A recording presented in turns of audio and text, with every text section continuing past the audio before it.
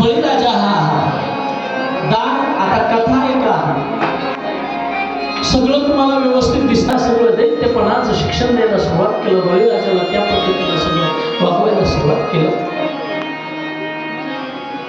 आणि बलीकडं भगवंतानं एके दिवशी भीक मागायला यायचं ठरवलं. कोण श्रेष्ठ आहे बघा बरं का, देव श्रेष्ठ आहे का दान देणारा श्रेष्ठ आहे?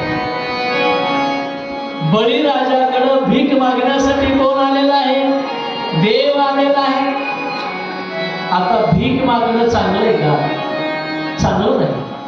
काही मागणे आम्हा अनुचित, वडिलाची रीत जाणत सोड, भिक्षा पात्र अवलंबने. महाराज कुणापुढे हात पसरणं चांगलं नाही.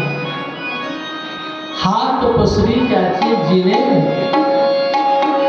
धिक त्याचं जीवन.